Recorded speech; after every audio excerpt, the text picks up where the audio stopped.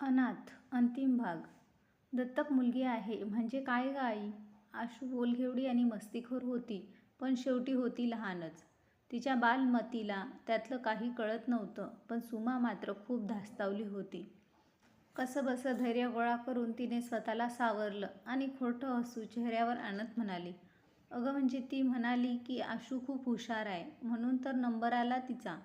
बरं ते सोड, तुला अजून खीर हवी का? आशूने डोळे मोठे करून जीभ ओठांवर फिरवत हां असं केलं आणि सुमा लगेच तिची वाटी घेऊन किचनमध्ये निघून गेली. नंतर आशूला झोपवून ती तिच्या शेजारी बराच वेळ त्यावर विचार करत बसून राहिली. संध्याकाळी जेव्हा तिघे आधी चौपाटीवर फिरायला गेले, तेव्हा आशू वाळूत किल्ला करण्यात मग्न असताना सुमाने श्रीधरला सगळा विषय सांगितला.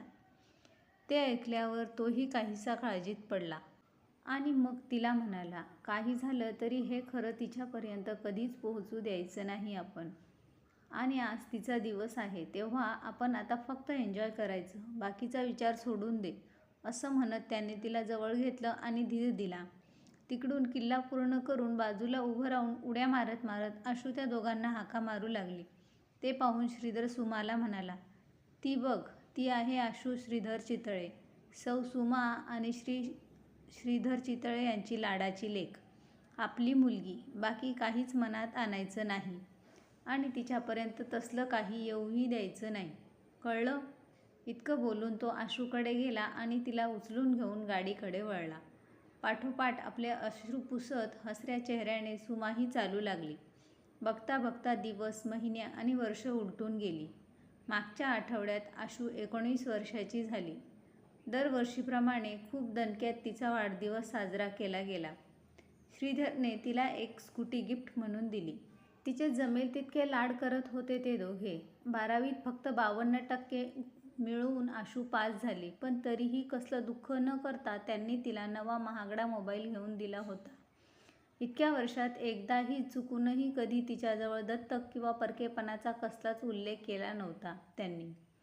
एकदा शेजारच्या मंदा वहिनींनी तसा आगाऊपणा केला होता, पण त्यावेळेस सालं सोशिक आणि हसमुख सुमाचा रुद्रावतार त्यांच्या सकट सगळ्या शेजाऱ्यांनी बघितला होता. त्यानंतर मात्र मंदा वहिनी आणि इतर कुणीही असे धाडस केले नाही. आता कॉलेज कन्या झालेली आशू स्कूटीवरून जाताना पाहून सुमा कौतुकाने तिला पाहत राही. श्रीधर तर तिच्यासाठी जीव ओवाळून ठेवी. त्या दोघांचं विश्व आजही तिच्या भोवती फिरत होतं.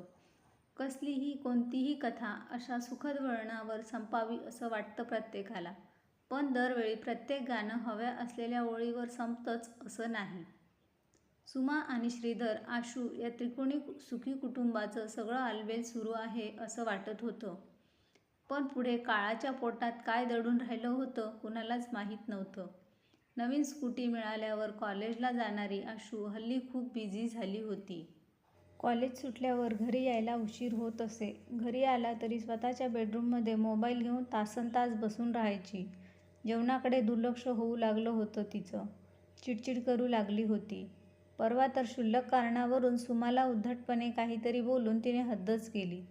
सुमाला काही कळतच नव्हतं काय होतंय ते. कारण नसता पार्टी करणं, पिकनिक काढणं, हँगआउट करणं हे नित्याचं झालं होतं. सुमाने श्रीधरला जेव्हा काही याबद्दल बोलून दाखवलं, त्याने हसून दुर्लक्ष केलं.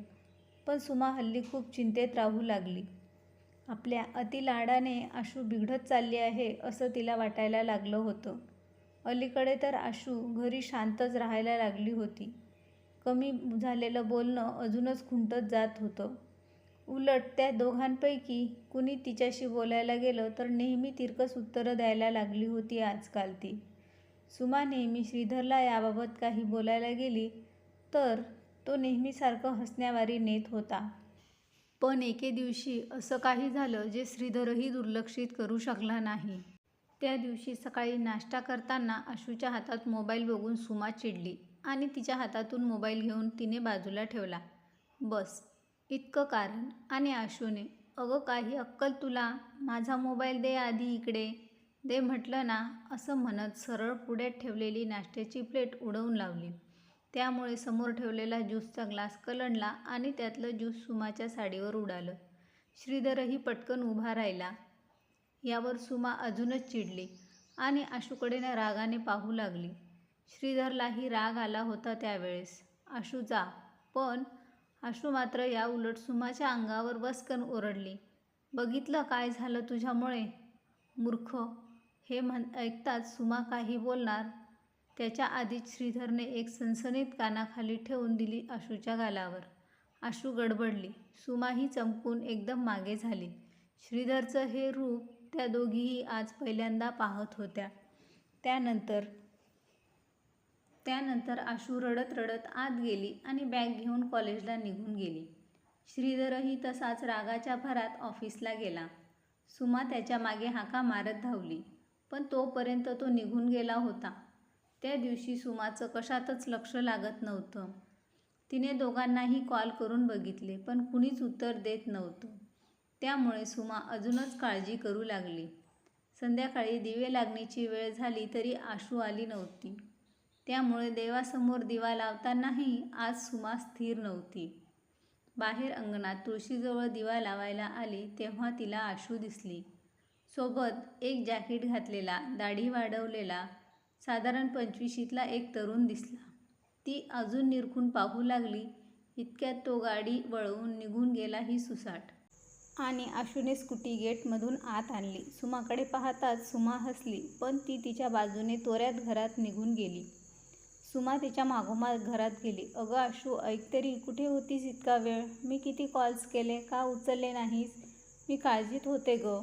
सकाळपासून काय खाल्लंस की नाही ते माहीत नाही. बरं, तो कोण होता सोबत आता गेटजवळ? तुला काय करायचं आहे? डिटेक्टिव्हगिऱ्या बंद कर की जरा. मला माझं लाईफ आहे. तुझ्या लाईफमध्ये मी करते का कधी ढवळाढवळ? आशूने तुसडेपणाने उत्तर दिलं. तेच तर चुकतंय तुझं, मूर्ख मुली. मला वाटलं सकाळी इतकं सगळं झाल्यावर लाजेने तुझी मान खाली घालून आईची माफी मागशील, पण तुझं तर सगळं उलटंच चालू आहे. से सॉरी टू यार मम्मा. दारात येऊन सगळं ऐकत असलेला श्रीधर आत येत म्हणाला, sorry mister Chitale, but I don't think I need to apologize to anybody. Ashu काहीतरी विचित्र वागत होती. तिचा तो उद्धटपणा बघून श्रीधर चिडला आणि तिच्या अंगावर धावून गेला. Don't you even think of it. I am not gonna tolerate this anymore. Ashu श्रीधरच्या डोळ्यात डोळे घालून उद्धटपणे उत्तर देत होती. ते पाहून श्रीधरचा हवेतला हात हवेतच थांबला आणि रागाने थरथरणारा श्रीधर विफल होऊन सोफ्यावर बसला. त्याचा चेहरा आता रडवेला झाला होता. ते पाहून मात्र सुमा चवताळली आणि न राहून तिने आशूवर हात उगारला. पण आशूने न रडता फक्त तिच्याकडे एक जळजळीत कटाक्ष टाकला आणि तशीच तडक निघून गेली. कुणीच जेवलं नाही. सुमा आणि श्रीधर तिथेच सोफ्यावर झोपी गेले. सकाळी उठले तेच एका विचित्र तणावपूर्ण शांततेत. आजची सकाळ नेहमीसारखी प्रसन्न नव्हती. पुढचे 2 दिवस घरात तसंच वातावरण होतं. इतका लाडाने वाढवलेल्या पोरीवर हात उचलला याचं सुमा आणि श्रीधर दोघांनाही खेद वाटत होता. पण आशूच्या डोक्यात काय चालू होतं काहीच कळत नव्हतं. चुपचाप निघून कॉलेजला जायची आणि उशिरानेच घरी यायची.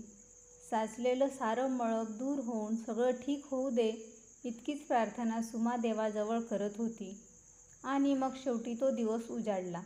सकाळी नेहमीप्रमाणे आशू कॉलेजला निघून गेली आणि श्रीधर ऑफिसला.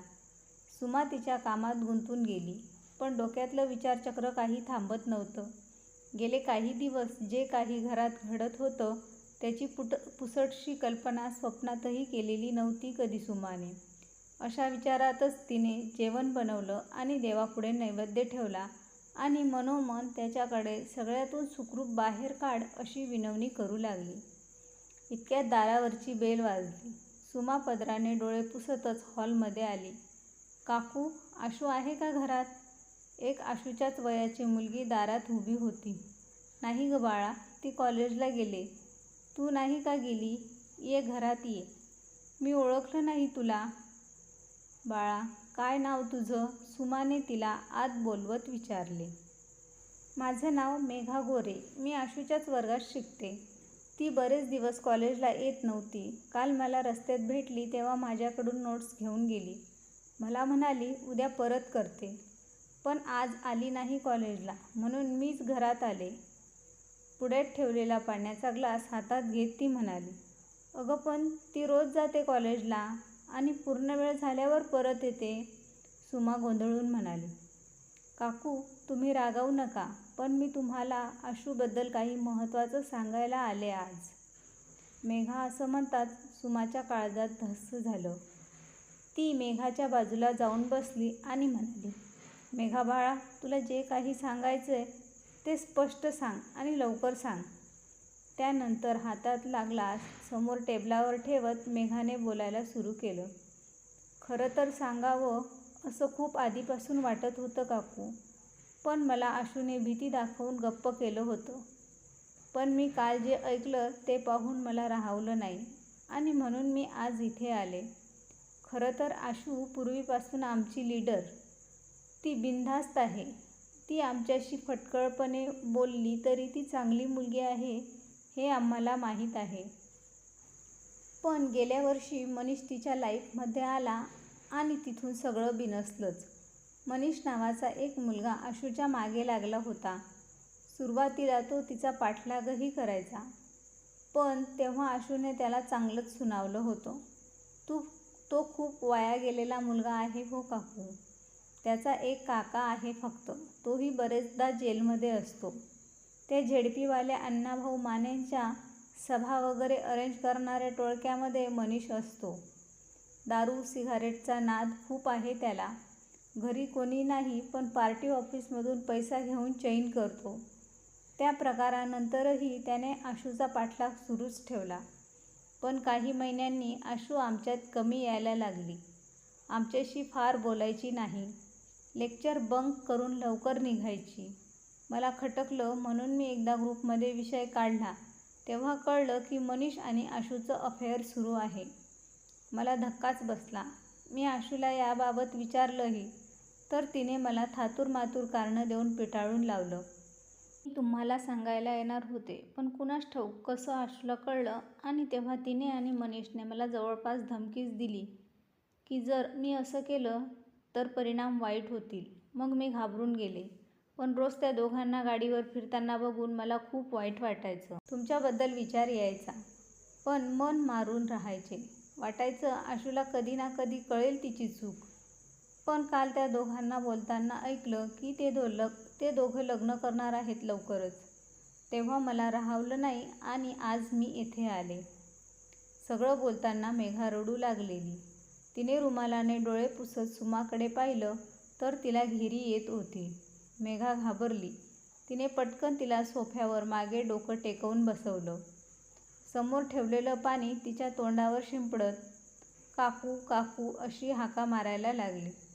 सुमा शुद्धीवर आली आणि समोर मेघाला पाहून ती रडायला लागली.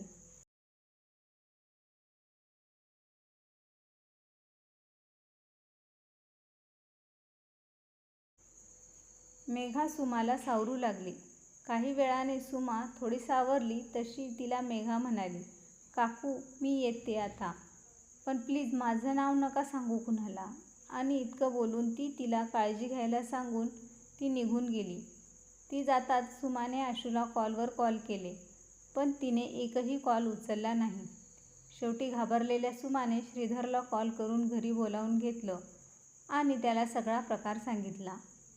ते ऐकून तोही पटकन खाली बसला. त्याचेही कॉल्स आशू उचलत नव्हती. त्यामुळे श्रीधर गाडी घेऊन तिला शोधायला बाहेर पडला. खूप फिरून त्याने सगळी संभाव्य ठिकाणे पालथी घातली. वेडापिसा झाल्यासारखा तो फिरत होता. शेवटी हताश होऊन तो परतला. गेटपाशी येतोय तोच एक जण मागून आला आणि त्याला सांगू लागला, श्रीभाऊ तुम्हीच का? तुम्हासनी अण्णांनी उद्या सकाळी हापिसात बोलवलंय. त्याचं बोलणं होईस्तोवर तिथे प्रशांतची गाडी येऊन थांबली. त्यातून प्रशांत आणि कविता उतरले. त्यांना बघताच त्या माणसाने काढता पाय घेतला. प्रशांत आणि कविताकडे पाहून श्रीधर काही बोलणार इतक्यात प्रशांतने त्याला सुमाने कॉल करून सगळं सांगितल्याचं सांगितलं आणि त्याला घेऊन ते घरात गेले. घरात येताच कविताला मिठी मारून सुमाने हंबरडा फोडला आणि प्रशांतने श्रीधरला सावरले. पण सगळेच खचून गेले होते. बऱ्याच वेळाने सगळे शांत झाले तसे कविताने साधी खिचडी बनवली आणि आग्रहाने दोघांना जेवू घातलं. आज त्या घराचं रंगरूपच बदलून गेलं होतं. ती रात्र कशी गेली ते त्या चौघांनाच ठाऊक. दुसऱ्या दिवशी प्रशांतच्या गाडीत बसून चौघेही अण्णा-मानेंच्या ऑफिसमध्ये गेले. तिथे आधीच अण्णांसोबत काही पंचमंडळी बसले होते. त्यांनी या चौघांना बसवलं आणि मग अण्णांनी बोलायला सुरुवात केली. चितळे तुम्हीच का?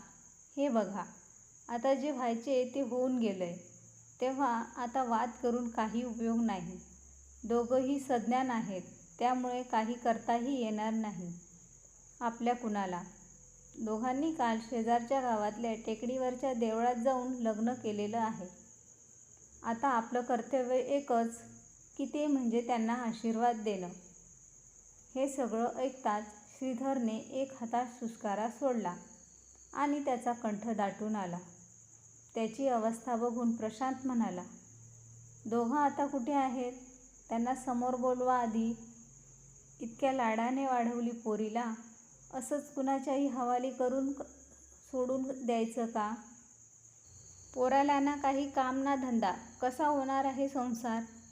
त्याच्या आवाजात त्याचा राग स्पष्ट होत होता. इतक्यात आत बसलेले आशू आणि मनीष बाहेर आले. मागोमाग मनीषचा काका आला. त्याला पाहताच श्रीधर खाडकन उडाला, कारण तो दुसरा तिसरा कुणी नव्हता तर सुमाला अश्लील कॉल करणारा भामटाच होता तो. त्याला बघून श्रीधरला स्वतःच्या नशिबाची चीड आली आणि तिकडे मंगळसूत्राचे काळे मणी घातलेली आशू दिसताच सुमाचा बांध फुटला आणि ती रडू लागली. त्यांची ती अवस्था आणि मनीषचा अवतार बघून कविताचाही उद्रेक झाला. ती आशूला पाहून दोष देऊ लागली. अगं मूर्ख मुली, थोडा तरी विचार करायचा. इतक्या चांगल्या आईबापाला सोडून जायचा अविचार करताना काहीच कसं वाटलं नाही तुला? तळहातावरच्या फोडासारखी जपली तुला आणि तू हे फळ दिलंस त्यांच्या प्रेमाचं. ओ कविताताई, तुम्ही नका शिकवू मला. मी सज्ञान आहे, तेव्हा माझं भलं बुरं मला चांगलंच कळतं आणि मला जपलं त्यात काही वेगळं केलं नाही. त्यांना मूल होत नव्हतं म्हणून मला दत्तक घेतलं आणि स्वतःची आईबाप होण्याची इच्छा पूर्ण केली. मला माहिती आहे सगळं, काकांनी सगळं सांगितलंय मला. आशूचे हे शब्द गरम शिशासारखे घुसले सुमा आणि श्रीधरच्या कानात. सुमा आ वासून तिच्याकडे बघतच राहिली, पण श्रीधर मात्र चवताळून उठला. तिला मारायला धावला, पण हात उगारला तोच त्याला तिच्या जागी 2 बो बांधलेली गोबऱ्या गालाची अबोली पिवळ्या फुलांची नक्षी असलेला फ्रॉक घातलेली 2-2.5 वर्षाची आशू दिसली आणि त्याच्या त्या आरक्त डोळ्यांमध्ये अश्रू दाटले. तो काहीतरी बरळला, पण त्याच्या छातीत एक जोराची कळ आली. डावा हात छातीवर दाबत तो गुदमरला आणि कळवळून आशू अशी जोरात हाक मारून तो कोसळला. ते पाहून सगळेच जण गडबडले. सुमा तर इतकी धास्तावली की ते दृश्य पाहून तिला चक्कर आली. तिथलं वातावरण तणावपूर्ण होत असल्याचं पाहून अण्णांनी गर्दी कमी केली आणि सुमाला व श्रीधरला लागलीच गाडीत टाकून हॉस्पिटलला नेलं. श्रीधर कसे आहेत? मला त्यांच्याकडे घेऊन चला. श्रीधर, सुमा शुद्धीवर येताच जोरजोरात रडत कॉटवरून उठत म्हणू लागली. प्रशांत आणि कविताने रडवेल्या अवस्थेत तिला शांत करायचा प्रयत्न केला, पण ती ऐकायच्या मनस्थितीत नव्हती. ती जोर काढून तिकडून त्यांना बाजूला सारून श्रीधरला शोधायला निघू लागली. तेव्हा बळजबरीने प्रशांतने तिला तेथे थांबवलं आणि खांद्याला धरून जोरजोरात हलवूनही ती आवरत नसल्याचे पाहून त्याने तिला एका कानशिलात लगावत तिला ओरडून सांगितलं, अगं वनू, आपला श्रीधर गेला आपल्याला सोडून, तुला कळतंय का? ते ऐकताच सुमा सुन्न झाली. पुढचं तिला काही कळेच ना. सुमा पुढच्या वेळेस जेव्हा भानावर आली तेव्हा ती श्रीधरच्या पार्थिवाला अग्नी देत होती.